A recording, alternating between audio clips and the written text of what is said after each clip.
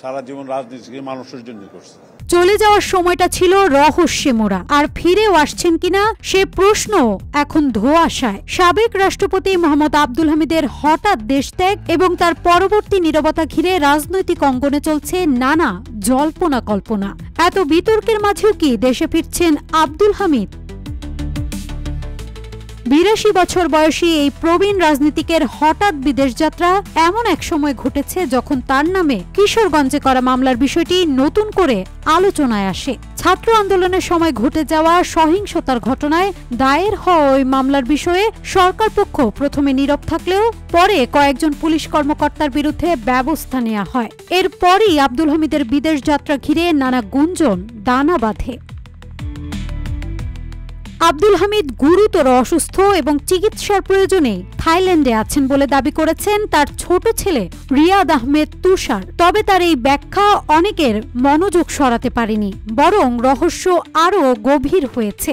রাজনৈতিক বিশ্লেষকরা বলছেন এটা কেবল চিকিৎসা নাকি চাপের ফলাফল তা নিশ্চিত করে বলা যাচ্ছে না।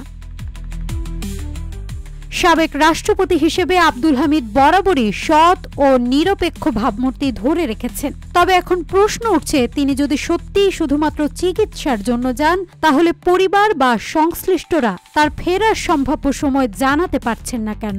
কেন সরকারি মহল থেকেও তার অবস্থান বা ফেরার বিষয়ে কোনো আনুষ্ঠানিক বক্তব্য দেয়া হচ্ছে না? তথ্য প্রবাহের এই শূন্যতায় জন্ম নিচ্ছে নানা মত ও সন্দেহ। কেউ বলছেন তিনি স্বেচ্ছায় নির্বাসনে গেছেন, কেউ বা বলছেন তাকে নিরাপদ দূরত্বে সরিয়ে রাখা হয়েছে রাজনৈতিক স্থিতিশীলতার স্বার্থে। তবে এসব প্রশ্নের উত্তর পেতে হলে অপেক্ষা করতে হবে তার ফিরে আসা কিংবা সরকারি কোনো আনুষ্ঠানিক ব্যাখ্যার জন্যে। এখন দেশের মানুষ অপেক্ষা করছে আব্দুল হামিদ কবে ফিরবেন, আদৌ কি ফিরবেন কিনা, আর ফিরলেও আগের মতো খোলামেলা কথা বলতে পারবেন কিনা। আপাতত তার থাইল্যান্ডে অবস্থান যেন এক অনুচ্চারিত রহস্যের কুয়াশায় ঢাকা পড়ে আছে।